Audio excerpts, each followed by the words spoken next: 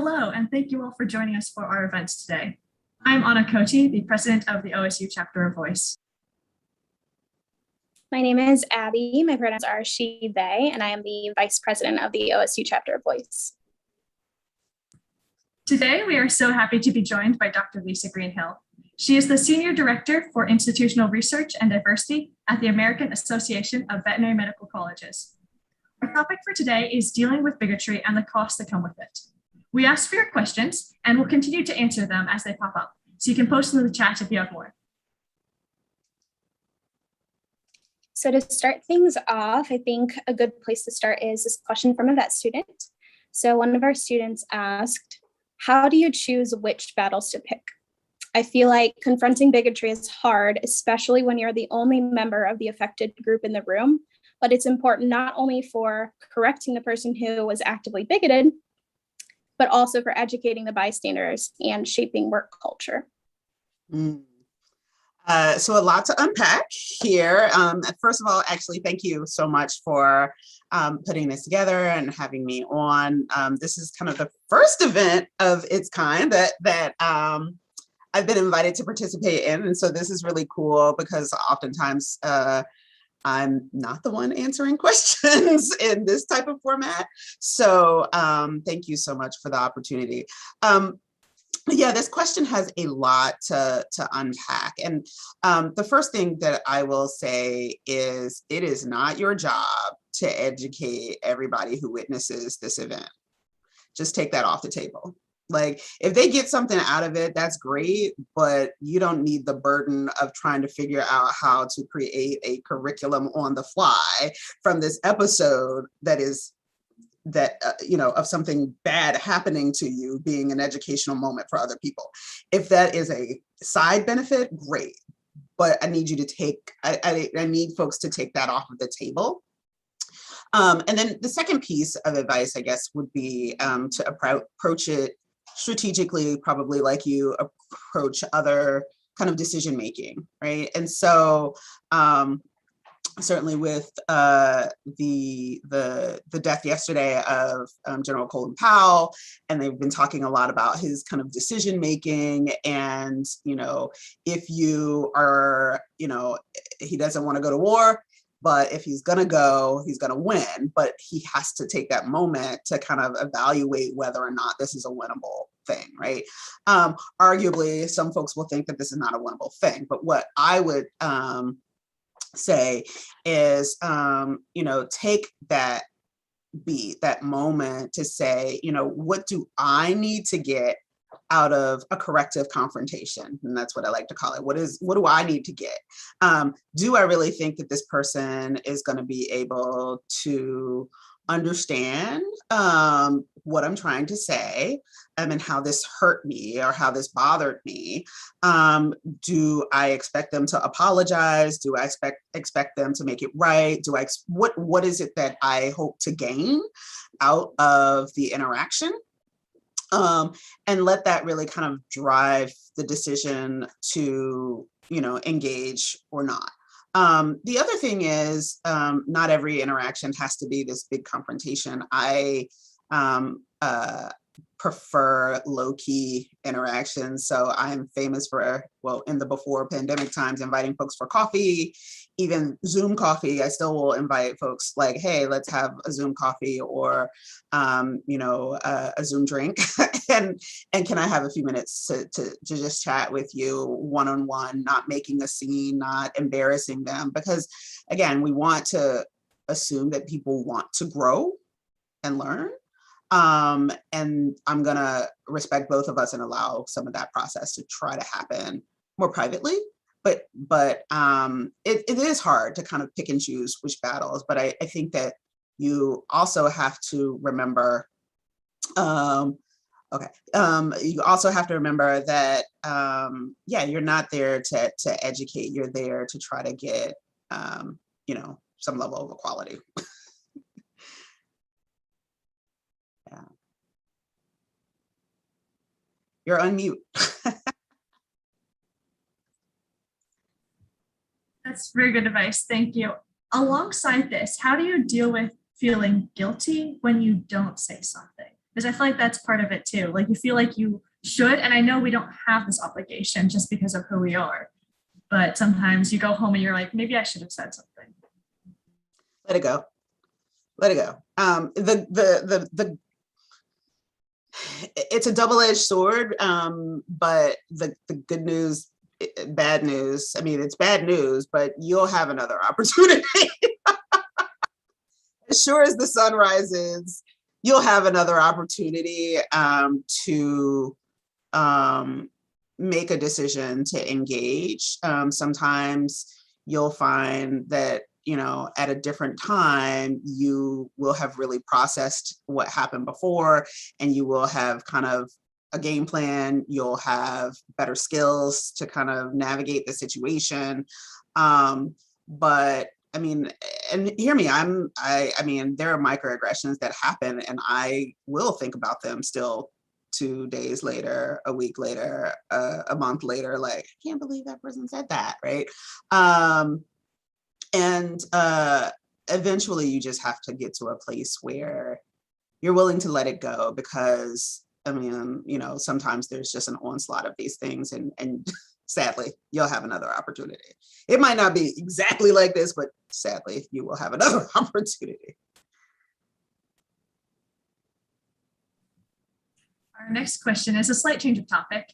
It's from Pallavi, another vet student.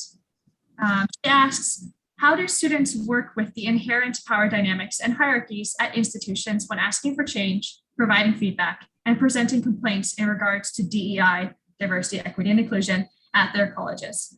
I feel that students often feel powerless and reluctant to continue working on these issues due to the history of neglect and feeling hopeless that nothing changes even when concerns are brought up.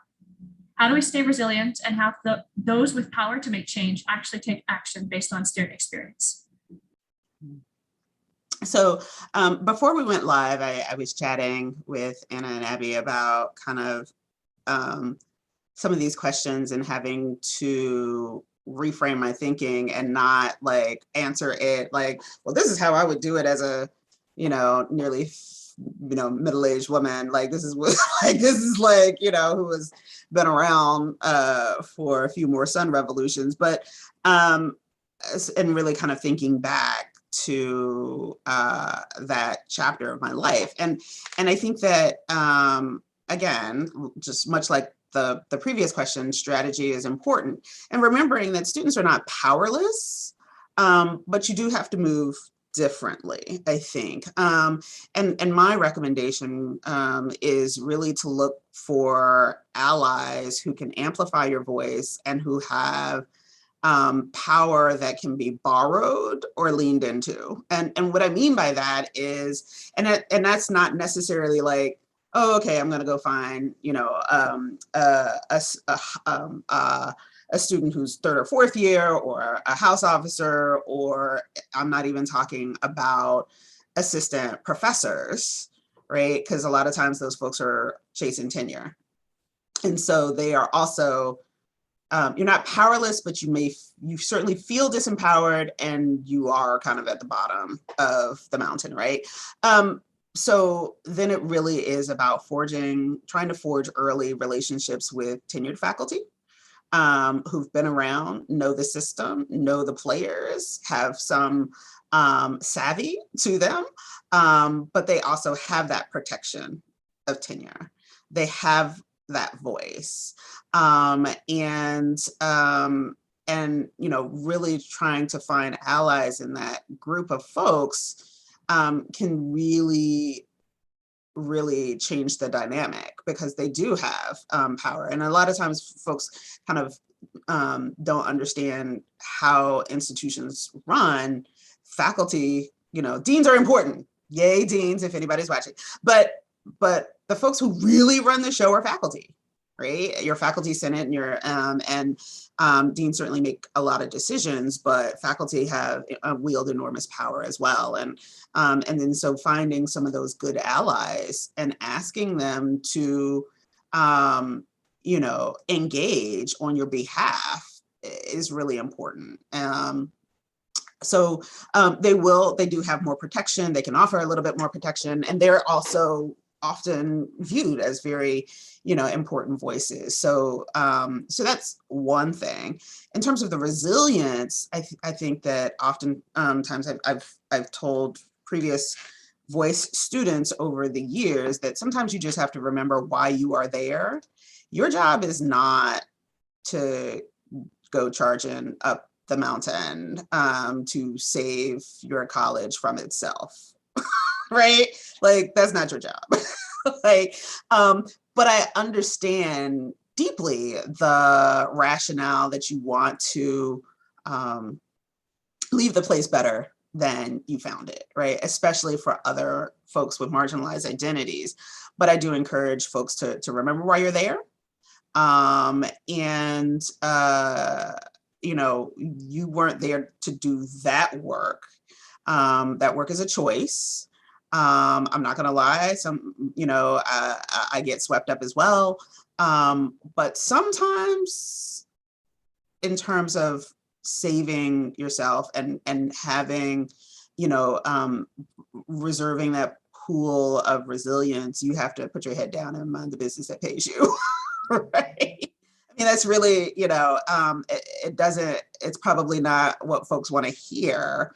But, at almost $200,000, your job is not to save that institution. It's not. Like, it's not. So, yes, make good friends with folks with power and voice. And, when you need to tap out, and just mind your business. Keep your, it'll be there when you get back. Like, it will.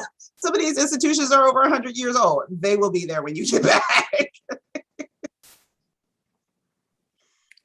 Yeah, this is really good advice. And I feel like a lot of us students have found ourselves in situations where we feel frustrated because we see things that need improvement and we feel like we need to, but we can't do anything to change it or improve it, especially within, the years that we're in school. But really good points and things to keep in mind. Let's see. Another question we had. This one's kind of pertaining to the mental health aspect. Some of the questions we had was, how do we be our authentic selves when this profession works so hard to beat us down, to make us smaller? I feel like when I try to navigate white spaces, I'm only accepted when I tone myself down. I do not want to be a watered down version of myself. How do we accept and internalize feedback when it's given through the lens of whiteness? I just hear a lot of pain here, right? And I think that there are times when we just kind of, it's almost like we have to turn the volume down on ourselves to make ourselves palatable, right? As folks of color or folks with other marginalized identities. So I think that there's times when discomfort is okay. And I think that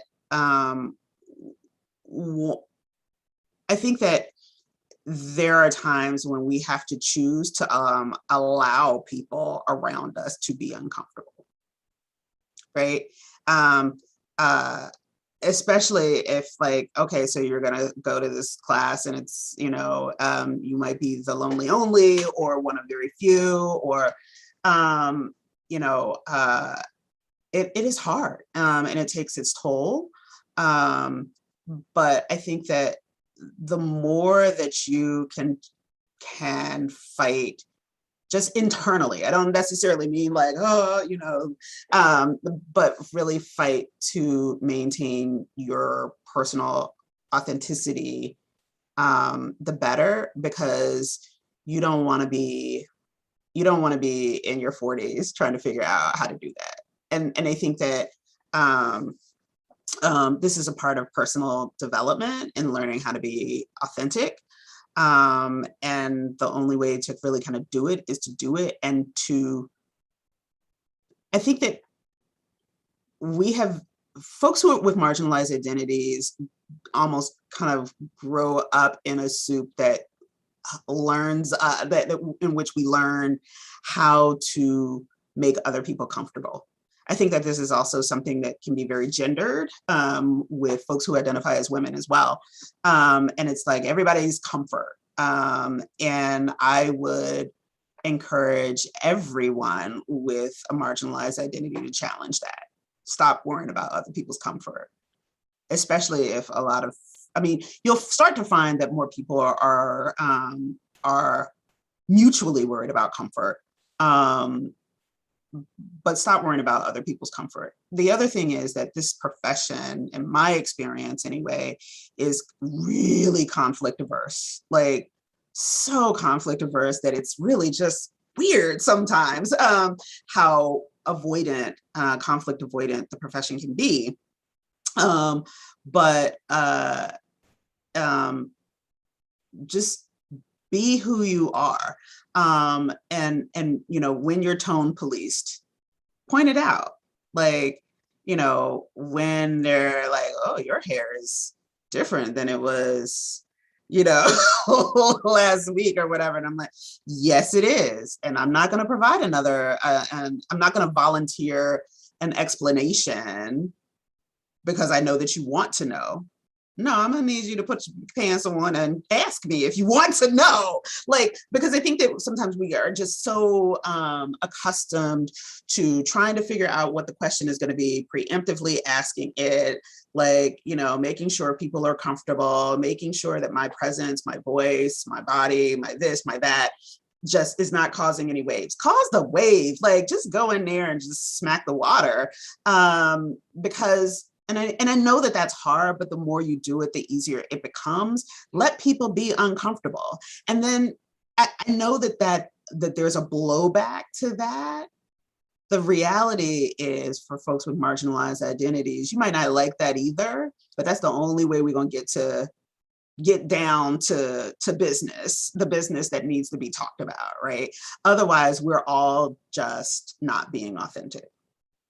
Right? We're all just tiptoeing around each other, and life is much too hard and too short for that. Yes, don't worry about comfort. Protect your own comfort. Alongside this is kind of, I've heard this, I've talked about this with Abby, and I've talked about this with some other students. There's this fear that we are falling into stereotypes when we behave certain ways. And then obviously this plays into both our own comforts, like how we want to be perceived, and also the comforts of other people, how they react to us. So what are your thoughts on that?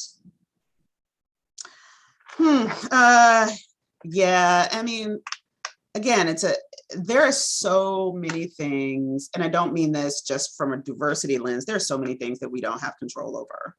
Right? And how other people engage us is one of the things that we can shape, but don't have complete control over.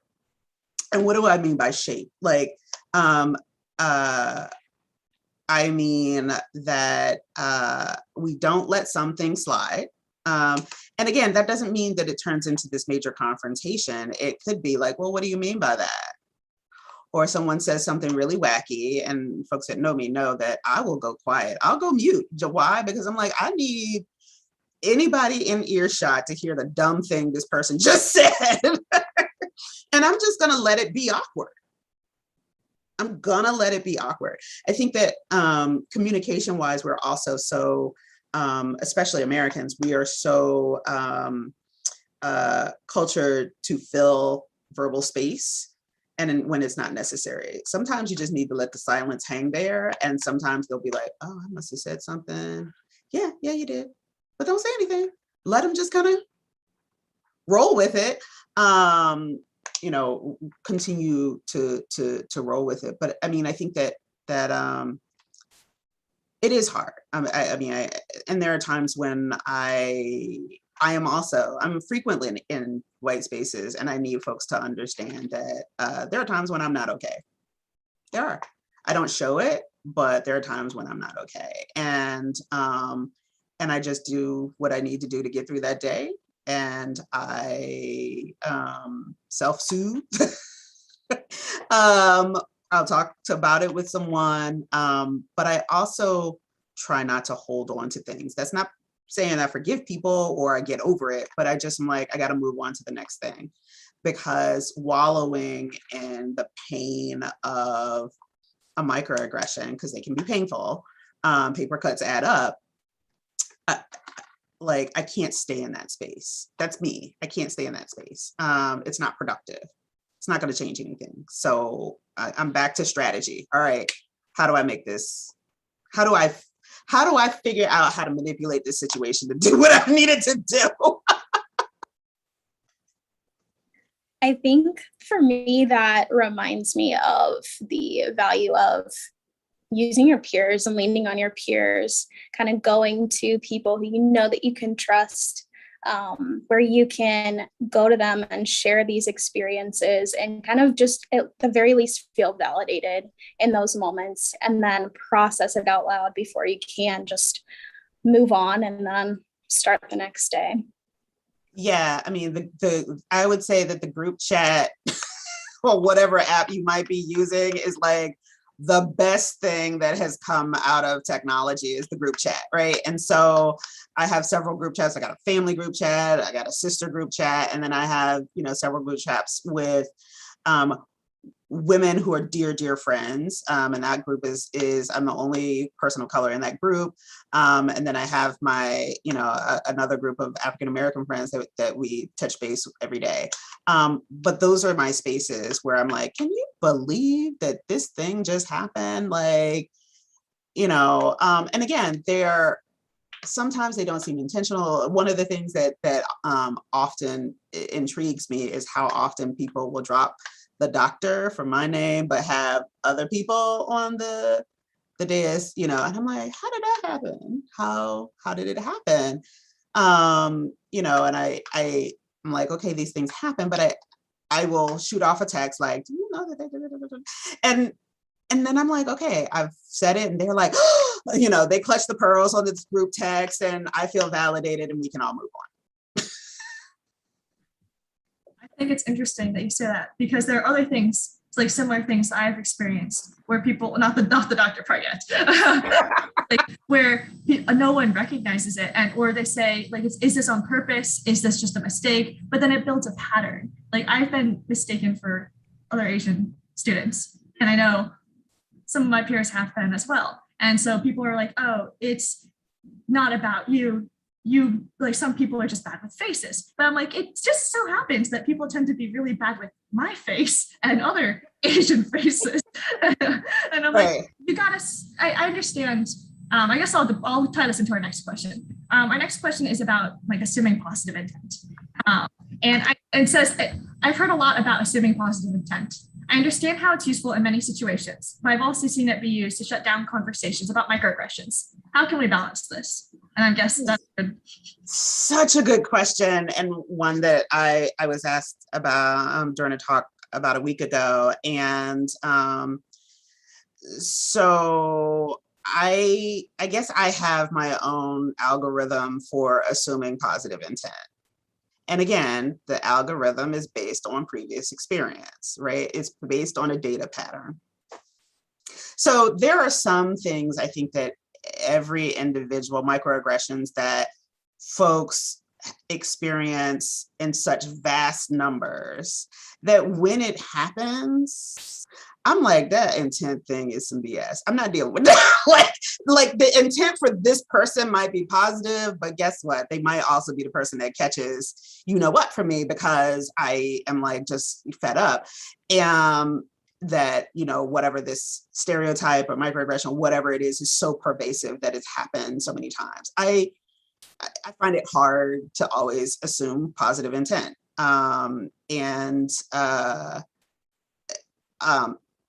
There are certain situations where we also know that there's no question that it's not positive intent, right? So we're not talking about those. We're talking about the things I think that are kind of on the line, right? But yeah, I think that my own kind of calculus, we all have a calculus that we develop that informs us whether or not we can actually assign some positive intent there. You know, and so it is hard, but people do use, you know, oh, I didn't mean it. And I'm like, that is fine. I know you didn't mean it. It hurt. That, like, it's true that you didn't mean it, but it's also true that that it hurt, or that it was offensive, or whatever, you know, the characterization is. And so yeah, I also try not to let people off the hook, like, especially if we're in person, you know, I'm like, okay, I hear what you're saying, and I need you to just kind of stop for a minute. Let's take a breath. And I need you to listen, and not listen for the opportunity to defend yourself, but I need you as my colleague, my classmate, as my professor, whatever, whoever this person is, even a professor, or, you know, I need you to listen to me when I say that this thing really bothered me. And I also need you, as you listen to me, to not minimize the impact just because you didn't mean it. Like, both things can be true, and you still need to be held accountable. So, you know, don't let people walk away. I mean, I'm not saying, you know, chase them down the hotel hallway at the conference, but you know, if you are able to have that conversation, don't let, like, you can say, you know what, let's take a minute and let's change the way that we're talking about this. Let's use some different techniques. I feel, you know, which is what every therapist is going to tell you is good communication skills when you're trying to deal with a relationship issue. And these are relationship issues. And so, yeah, I just say, don't let people off the hook. And I mean, you know, I know that we've got some other questions about, again, discomfort and the, you know, criers and folks who emote. So I don't know if you want to ask that question, because it seems like a good tie into this.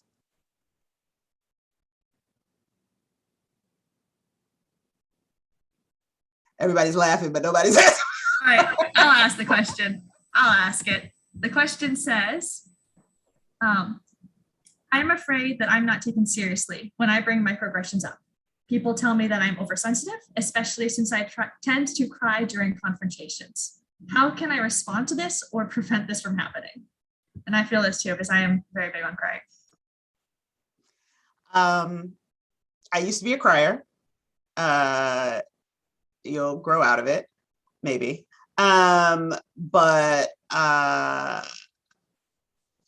when I used to cry, I guess towards the end of that chapter, for me, I never apologized for that emotion, but I did say, I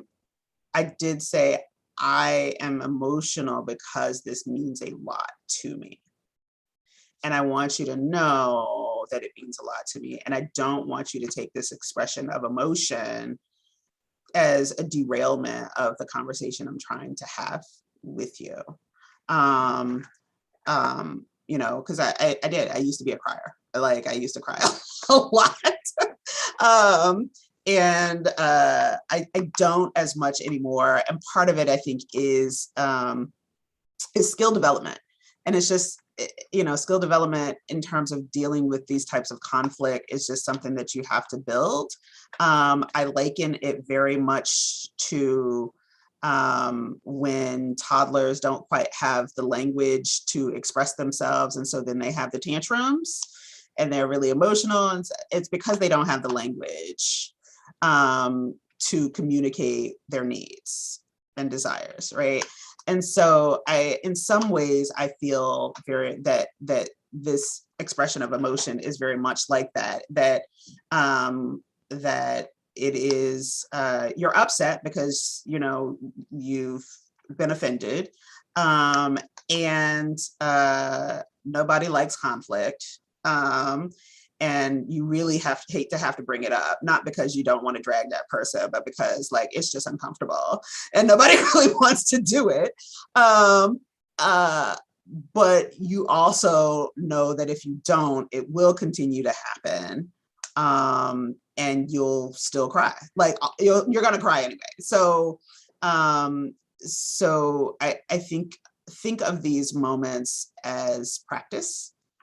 It does get better as you increase your skills in dealing with conflict. But this is, I mean, and it's hard for me to be like, oh yeah, hey, vet students, I know you have all the time in the world. If you could really bone up on conflict resolution and read a couple of books, that'd be great. I know that's not realistic, but I do think that, you know, some coaching around conflict resolution can be incredibly helpful at managing the emotional part, because again, we're talking about skill building, and some of that emotion is the result of not feeling like you're already anticipating that, you know, that person is going to be like, well, I didn't mean it. You're already like, and again, there's our algorithm. Why? Because it's based on previous data. Right. And so you already know, you kind of have a sense of how this thing is going to play out, and you hate going through this again, and you don't know how to stop the cycle. So get some skills to stop the cycle is one way of doing it. And again, even just some YouTube videos on conflict resolution, and really people laugh when I say, you gotta practice. Like here is, you know, like I mentioned in the last question, like when you do blah, blah, blah, I feel, right? It's taken me a long time to, and I'm still working on it. I would have to do that with my daughter. I have to do it with my partner, and it's hard, but you have to kind of just keep chipping at it, and you will gain control over those emotions as your skill in dealing with conflict increases.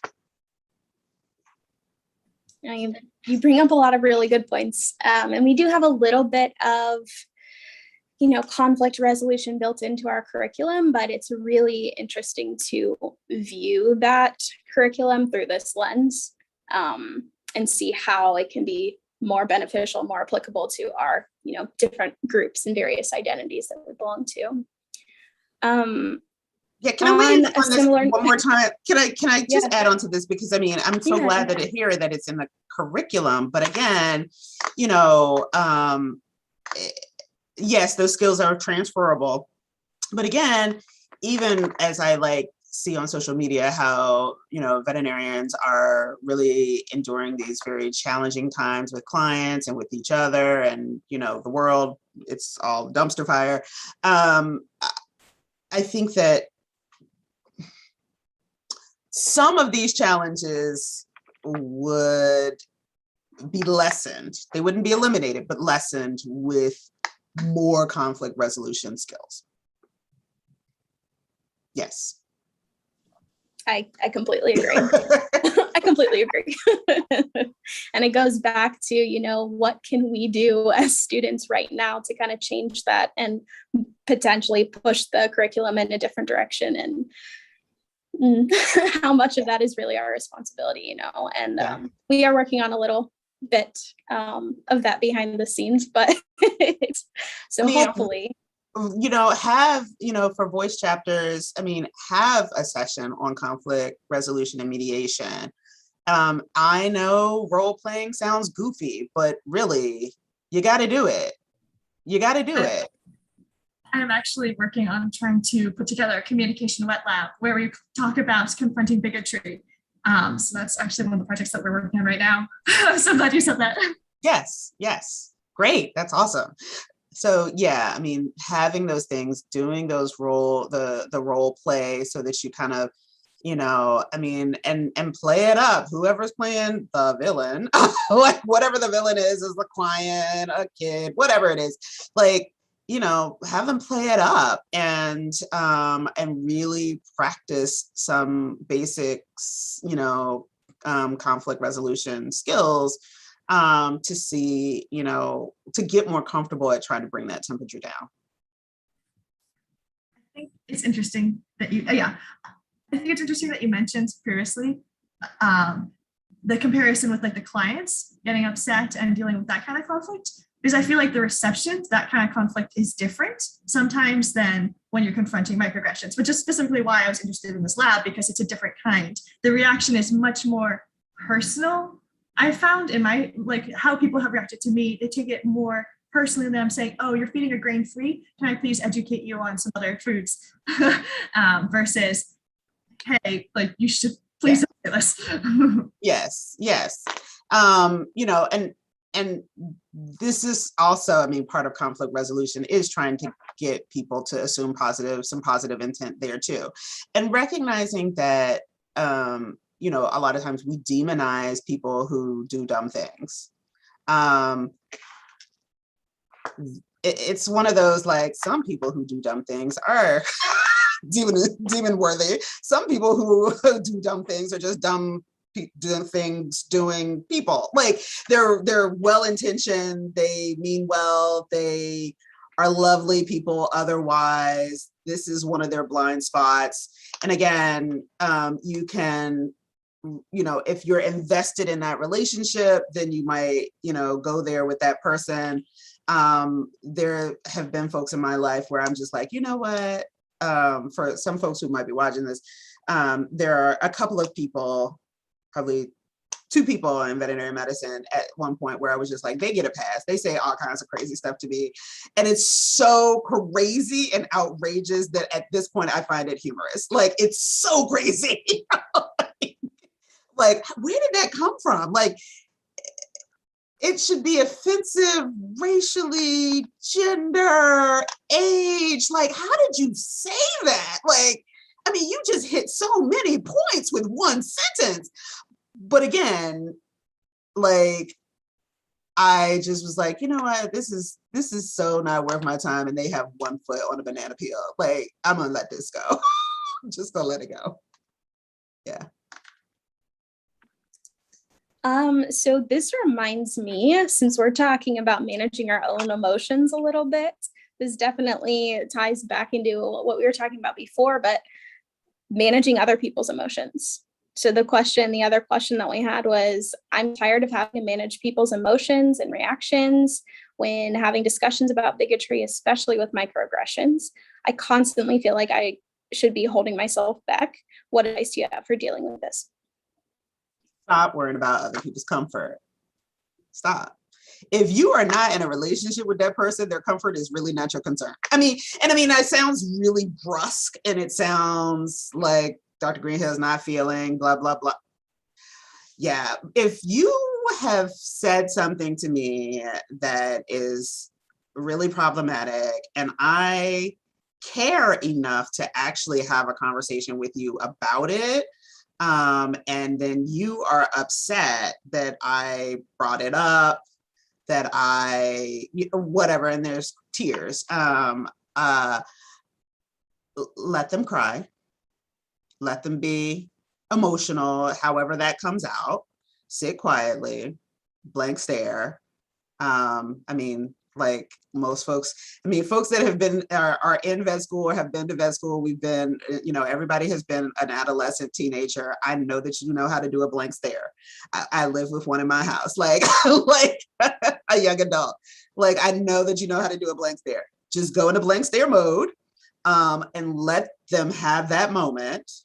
And again, I think that it's not so much positive intent, but recognize that some of that is also because they don't have the skills to deal with what is being brought up. It's the same. It's almost like the same. It's the same reasons we get emotional in trying to bring it up. That it's like, oh my God, I'm a terrible person. I said something terrible. You know, the whole bit. But just don't walk away. Don't leave in the meeting. Don't, just sit quietly. Do you need a tissue? Sit quietly and let them have that moment. I'm going to give you 90 seconds to collect yourself. Are we good? Can we continue? Continue. But don't walk away, and don't feel like you have to be like, oh, Anna, I'm so sorry that I brought up that you said something to me sideways and it really upset me. Like, no, there's no apologies. There's none of that. There's no need for it. Just let that person have that moment, and let silence do its work. And they will either collect themselves and re-engage with more capacity, or they won't. But their comfort, I mean, you know, their comfort in being upset that you told them that they said something inappropriate, their comfort in that moment is really not that's not your business. They have a group chat for that. They have a group chat for that. And let it go to the group chat. It's so true. Like, just thinking about how much mental load we have to take on, because not only are we responsible for, you know, managing our own emotions in a professional setting, but then also managing other people's emotions, and then also dealing with, you know, how this is affecting us personally when nobody is around to see it. We're responsible for so much of that, and it's not really visible to everybody. Oh, so we've got, oh, okay. Oh, okay, so YouTube, great, all right. There's some interesting things going on with It's a rogue 13-year-old, I guess. Yeah, well, you know, can I worship that big old booty? Oh, classy. All right, whatever. Again, we're gonna let that just hang there. And, you know, maybe Yuri, when you're ready to go to college, your admissions counselor will Google that. So anyway, it's all good. Let's continue. We mentioned briefly, like, when you make your own mistake, and you know how much it hurts because you've been there before. So you say, let that go. Are there any steps to just walking yourself through it? Because it can be challenging. You know, you recognize that it's a problem and you want to be making sure you're not doing it in the future, but you also need to pay attention to your health and recognize that you are a human being who isn't perfect. So own it, deal with it as soon as possible. Don't let it linger. If you owe someone an apology, apologize. You know, and learn how to apologize properly. You know, not I'm sorry if I hurt your feelings. It is I'm sorry that I did this thing. Even if their feelings, even if they kind of brushed it off or whatever, it's really important to just say, hey, I was really out of line. And I'd like to apologize. Oh, wow, you didn't even think twice about it. Like, well, please know that that's not how I want to engage, and I'm still going to apologize. And, you know, it's good to know that you assumed positive and that you took it, you know, that we can move forward and then move forward. But apologize. One, because it's the right thing to do, but two, you're also modeling the behavior that you ultimately want to see from other people in your life. Yeah. thank you. There is a question on the group, the YouTube channel that I am going to ask. It says, kind of going along with the positive intent vein of thought is education. More recently, I have been struggling with the go educate yourself, it is not my duty rhetoric, mostly because of over the past year, especially with how we have seen people do their own research. How do you approach educating people on things like bigotry, but not burn yourself out having to explain to dozens of people? It's really good, question. So I like to keep a handy list of easy resources. And again, I'm really, even with the programming at AAVMC that I've created in the last 5 years, a lot of it is really geared to making information easily accessible, enjoyable, and skill building, right? And so, the podcast is not a heavy, it's not, asking somebody to go listen to some podcast is not a heavy burden, right? It's just, that's not a big ask. Asking someone to watch a couple of YouTube videos from some really great speakers, well-known, is again, not a hard ask. And so I think that something I was talking to someone about yesterday is, one of the things I'd like to also see is some really great crowdsourced lists of really great folks to follow on different social media platforms, right? Again, not hard, right? Not hard to follow like Modern Warrior on TikTok to learn more about, issues related to colonization and indigenous peoples of the Americas. Like the videos are like 3 minutes. Like it's not a heavy ask, right? And so it really, for me, is about having some of those things in the back pocket and saying, hey, you know what? There's this great person who I follow on social media, and that person really deals with some of these issues. You might really pick up some really cool things. The cool thing, so much is in the news right now about the wacky algorithms and how they, take over our lives on social media. The more positive view is once you start pursuing certain types of knowledge, it will continue to feed you accounts that have that type of knowledge, right? So it becomes self-perpetuating. And so, so for me, that is kind of the lowest rung.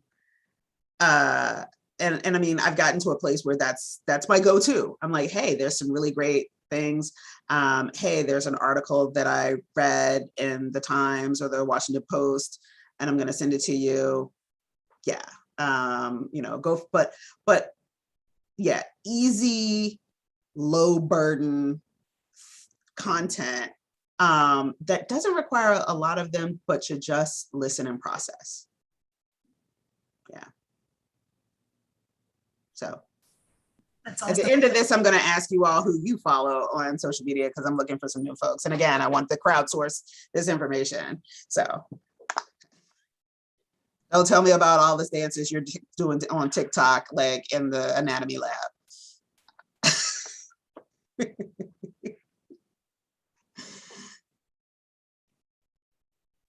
Something that Anna and I were discussing kind of prior to this conversation was how, I guess, do you have any advice for the topics that we've discussed thus far, but as they relate to invisible identities? There are times when we found ourselves in situations in the workplace or, in academia, and whatever it is, we are not necessarily comfortable either disclosing our invisible identities, or we kind of feel like we're forced to. And maybe we just find ourselves in a situation where somebody is being bigoted, but they don't know that they are because they're not aware of that identity that we have. Yeah. And yet I still don't give those folks a pass because like they still are articulating icky stuff, right? So I guess I'll share my own journey. I'll just share my own journey. So I wasn't diagnosed with dyslexia until I was in undergrad. Didn't really have a significant issue, was a great student all through K through 12, never had a problem, got into undergrad and like swerve like into a wall. And no one believed me that I thought I had a learning disability because I had been such a great student. But then it turned out that, I had a very specific type of dyslexia that just makes things hard. And as I've gotten older and the life stresses, like it makes it harder. The other thing is about 4 years ago, I was in a car accident, had a traumatic brain injury. And I talk about it publicly a lot more because I do recognize that it is invisible. I do recognize that I'm still really high performing because I was able to recover probably, 85, 90%. But I mean, in the month after, I couldn't count to 50. I couldn't count. And I was like, how am I going to do research? Like, I can't, like, I get to the 30s and I'm like, there's some numbers after that, but I don't really know what they are anymore. Like, I literally cannot recall them. So I talk about them publicly to remind folks that there are those of us out there who also seem to be, high performing folks who are still out here getting the work done. But they need to understand that some days, like, I'm crawling into bed because my brain is done for the day, right? And so, and also for folks that don't know, women are more likely to be diagnosed with attention deficit disorders in their 30s and 40s. Something to look forward to. So,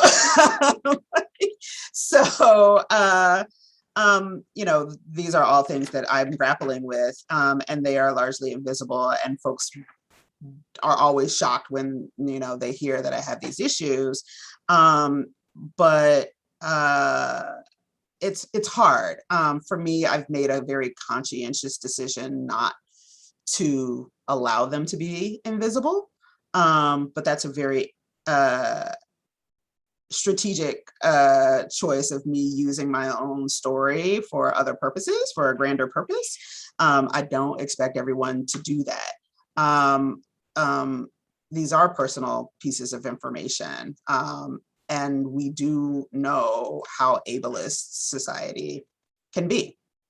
So, all that to say, if you find yourself kind of being backed into a corner and forcibly, disclosing, I think that it's okay to wrap that information in some concern about, hey, like, I have this thing and I feel like I have to say it because I'm in a space where you don't see this and you clearly have ideas about what that looks like. And if you have ideas about what that looks like, I'm guessing you probably have ideas about what other things look like, and you probably have conversations with folks who don't look like those things when when they're not in the room, right? And so, like, this is, all oppression is connected. And so I tend to, there was a time in my life where I tended to, when I felt kind of backed into a corner to disclose, I would just wrap it in additional information like, hey, I feel like I have to say something because this isn't cool. And I also need you to know that now I'm wondering if I'm not in the room, are there other things about me that might be said? And then, of course, you get the, oh my goodness, not you, no, I didn't mean it that way, positive intent, da, da, da, da, da, da. Got it, that's cool. But, there are countless examples of really high performing individuals who had invisible disabilities, whether they were emotional, mental health, learning disabilities, just all kinds of neurodivergent disabilities, as well as other, types of disabilities that may be less visible. Yeah, I mean, I try to just wrap that in some additional things and saying this piece of information that I feel I have to share, I need you to understand I'm sharing it in part because it makes me think things about you that I don't want to think.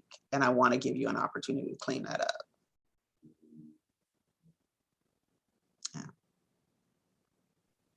Yeah. Thank you for sharing, those stories with us too. I can relate a lot to the mental health aspect, I was recently diagnosed with a learning disability and with ADHD. And I'm 26 now, so been living with it for a long time, and I had to advocate for myself in order to even get that diagnosis. But it's true. I mean, you find yourself in situations where you feel like you have to, because people are saying these things without really realizing how it's affecting you. And it is a very personal decision to say, you know, I am going to talk about this in front of other people. I'm going to disclose this identity. I'm going to talk about this publicly, knowing that, you know, you could face people who have their opinions or who don't take you seriously, or who think less of you, you know, or who make some sort of judgment. But for me, it's really empowering talking about those identities. And I feel like the more that we normalize those conversations, if we're able to, the more that we normalize having those conversations, the less that other people might find themselves in those situations where they do have to disclose things that they're just not comfortable disclosing. Yeah. I mean, and I think that the thing with ableism, even more, I mean, I've spent a lot of time the last 18 months really thinking about ableism. The first book in AAVMC's community reads was academic ableism, and I've been incredibly pleased by how many of the colleges have seized on that, because it was just, again, something that we don't talk about. We all have these technical standards, like a veterinarian is supposed to do this, and it's like, well, why? Why do we have to do those things, right? Is that, you know, is there another way that we can do it? Does it have to be done that way? Because my brain doesn't work that way, right? You know, you know, I think that that it has been shocking to me now that I do pay more attention to it, just how ableist society is. It's something that it's been hard for me to just grapple with, because I'm just like, wow, this is trash. Like, the world is even bigger dumpster fire than I thought it was, right? Because people, you know, I'm like, wow, you can't, and it's not that you want folks to pity folks with a disability, that's not at all, but just recognize that these are, you know, recognize their humanity, recognize our humanity, recognize the contributions that we make to society, but also that we're all just people trying to make it out here, and some of us are built different. Some of us have things happen to us that make us different, and you know, we just need to spend a lot more time really trying to highlight folks' humanity.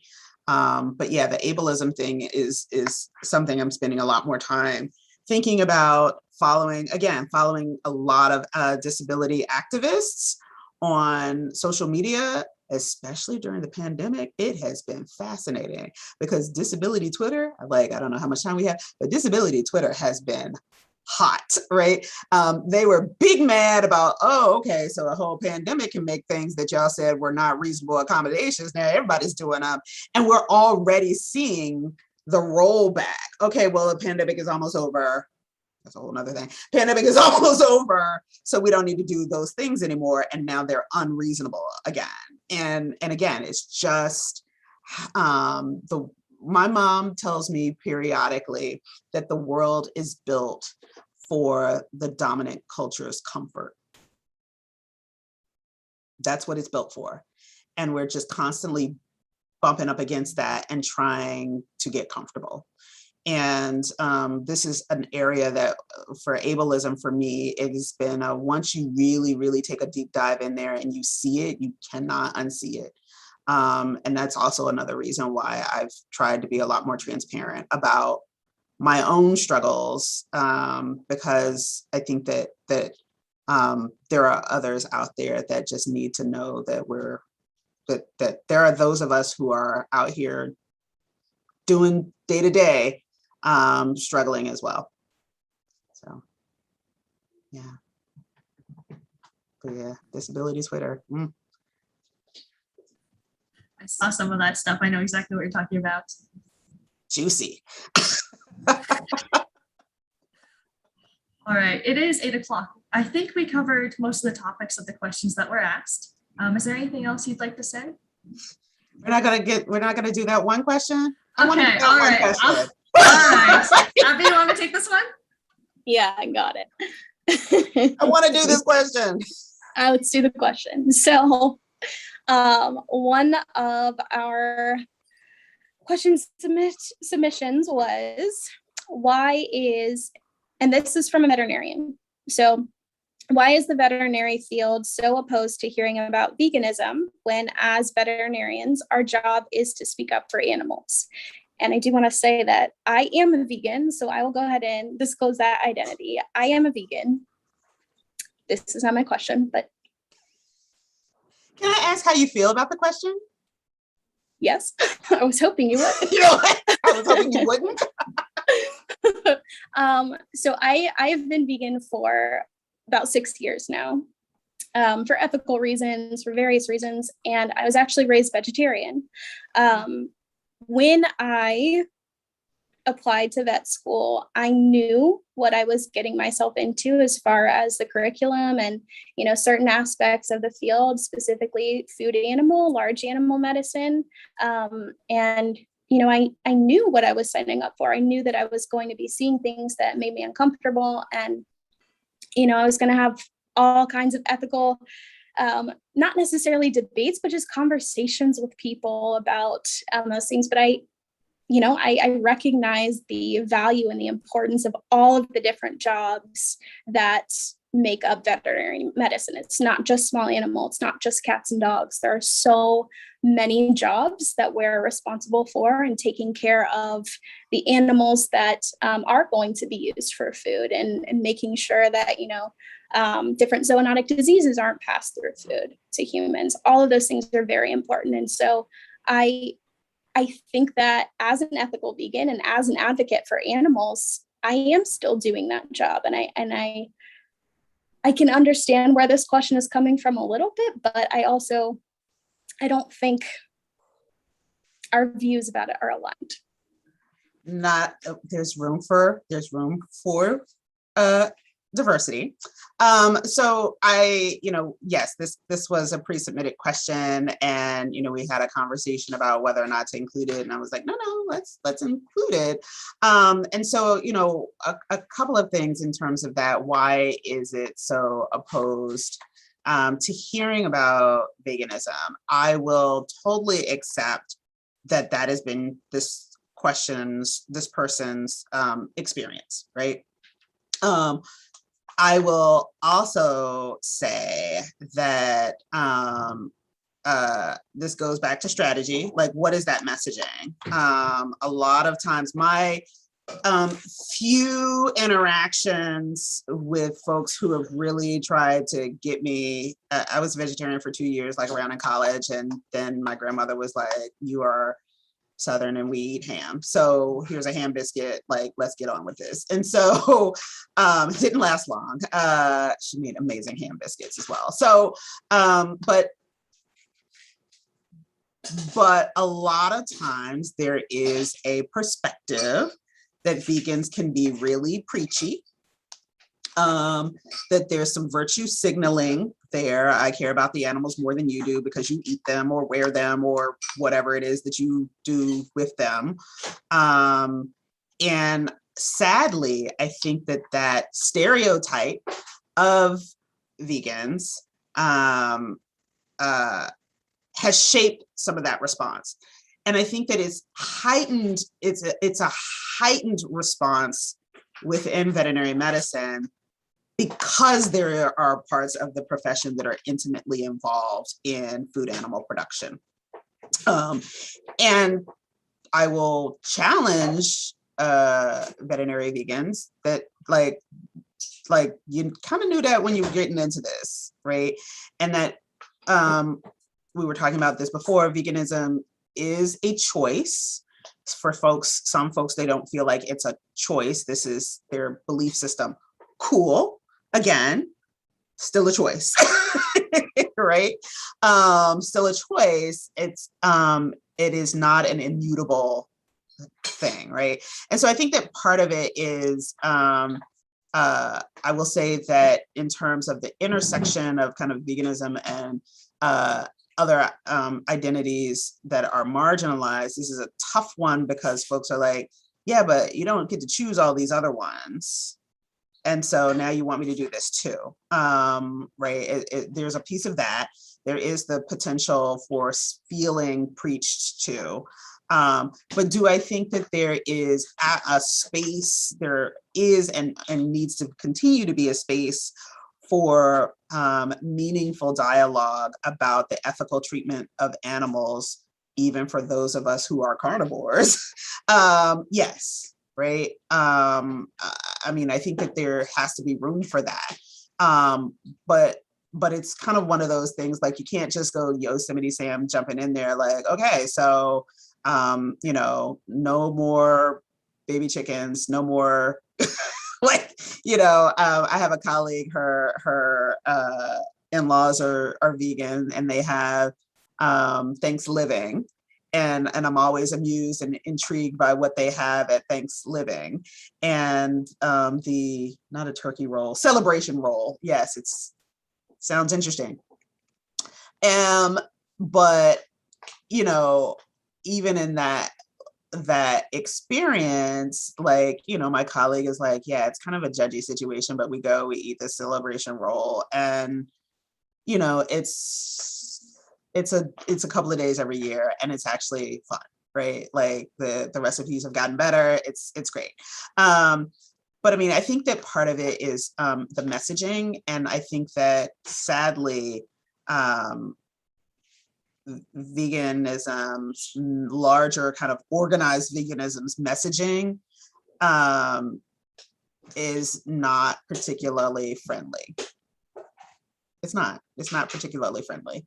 And the other thing about the intersectionality piece that is for a lot of folks of color, it is very hard to stomach some of that language that elevates, whether or not you truly believe that we're all, you know, same living creatures, blah, blah, blah, blah, blah. But it is really, really, really, really hard for folks of color, and I will go one step further, African Americans especially, to wrestle with some of that language after a legacy of chattel slavery.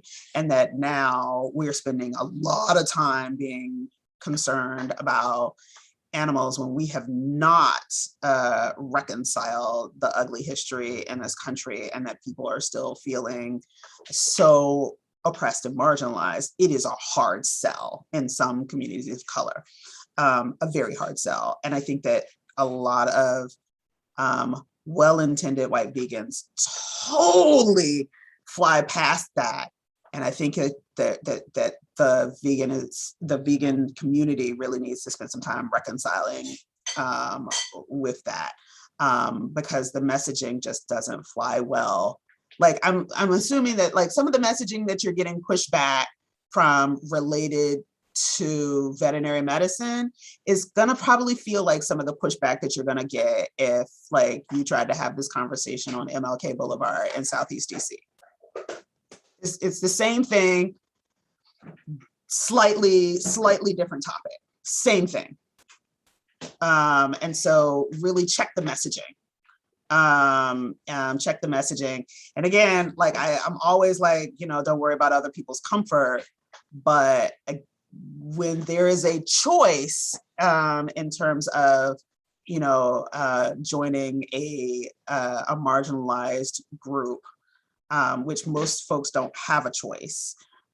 It's a tough sell to equate these two things. So something that I just want people to be mindful of. Great question though. Great question. Even going one step further, you know, as a vegan and as a member of the vegan community, specifically in Columbus, I grew up here and, you know, made a lot of connections. I really feel like when we find ourselves in a position to, you know, advocate for animals and we start to find ourselves making those false comparisons between, farming and slavery. We really need to take a step back and make sure that if we're using our voice to advocate for other lives, that we're also making sure that we're advocating for human lives at the same time. And some of the community, I feel like, is really good at taking a step back and listening and giving a voice to like Black vegans in Columbus. I've made a lot of great connections, and we've had a lot of get-togethers, and it's great being able to sit down with the rest of our vegan community and actually express, these are some of the terms that you use, or this is some of the language that you use, and this is why it's really problematic, and actually have people listen and digest that and then maybe rethink before they talk. But really, that's been the biggest thing to me, is seeing how strongly people are willing to use their voices to advocate for other lives, but they're not willing to necessarily put in the same amount of effort for their fellow human beings. Yeah. I would also say that I see this pattern of language and behavior in the animal welfare community in writ large. So not just, the vegan community specifically as a subset, but larger animal health community. I mean, like, I tell people all the time, like, I ended up getting my dog from Craigslist. Why did I end up getting Barkley from Craigslist? Because my daughter and I tried to get a rescue dog, and I found the process horrifying. It was very triggering for me. And the reason, and I don't use the word triggering often, people that know me know that, like, I don't particularly care for the word and kind of what it means, but it's the best word to kind of encapsulate how I felt. But they had this very long application. They wanted to do a couple of home visits. Okay. I had just lost my dog of almost 15 years. Like, he had a good home. He had a good home. But I had also just adopted my 12-year-old daughter, and we had just finished having a monthly visit with our social worker. And you want to come to my house behind a dog? Yeah, this is how we ended up in a dark parking lot getting a dog out of a van. like one night. Like, we could have been all like, and I just told people, I'm like, it worked out, but like, my daughter and I could be on 48 hours right now. like because we were abducted in a van behind a dog and, chopped to bits or whatever. But that's what it drove me to. Because it was just like, this is a lot for a dog. I mean, and I say this about pit bulls and parolees. I love the show, I watch it, but I'm like, really? Okay. I mean, okay, I get it, but really?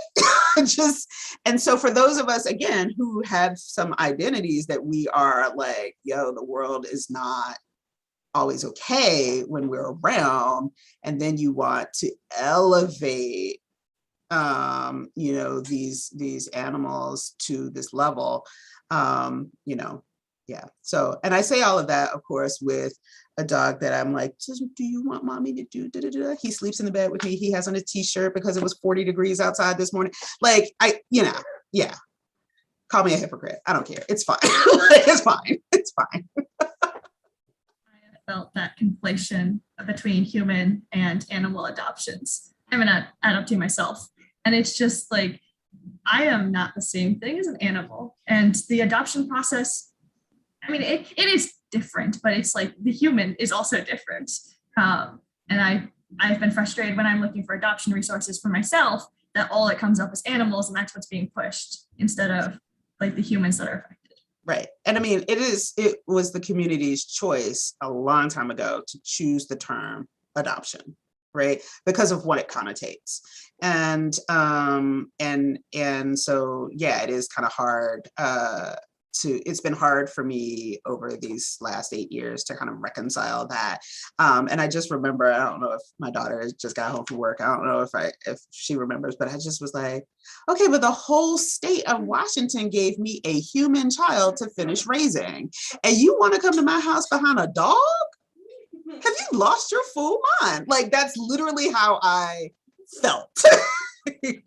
You know, when I saw the lengthy application and all of the additional stuff that they wanted from me, like they wanted my pay stubs and all of this. I'm like, really? Like, okay, but I grew up in a place where you could just get a dog off the street, like just a dog. Like, there's just one walking by. You're gonna name it, and that's now your dog. Like, and so, you know, I think that the larger animal welfare community has neglected its ethical responsibility to learn about diversity, and why it is challenging for some communities to hear their messaging. Their messaging sometimes can be, again, I don't particularly like the word triggering. And I don't mean like, ugh, but again, I had a very strong reaction to this rescue orgs, like the home study thing just sent me over. And again, my daughter, dark parking lot in the middle of winter, 9 o'clock at night, nearly 50 miles away from our house, like paying cash for a dog out of the back of a van. If the animal welfare community, I mean, people have like, oh, but you still saved an animal. Okay, cool. But if the animal welfare community doesn't want these things to happen, then maybe, you know, we need to have some other kinds of conversations. So he's a great dog. So with that, maybe we can wrap up. Thank you for indulging me, because I think that was an important question. Thank you for your insight, not just on that question, but on everything else that you've said tonight. Thanks for having me. Really appreciate it. Really appreciate it. All right. So if there is nothing else, I guess this program is over. Yes, thank you again, and thank you to all of our viewers that we had, and we'll continue to have. This will be hopefully a permanent resource that people can look back on, and we had really good conversation about a lot of really important topics. So thank you again. Thank you, and thanks for coming up with such a great again, opportunity, a great program. It's very rare that I just get to do this part. And so I've genuinely enjoyed it. So thank you very, very much. All right. See everybody next time.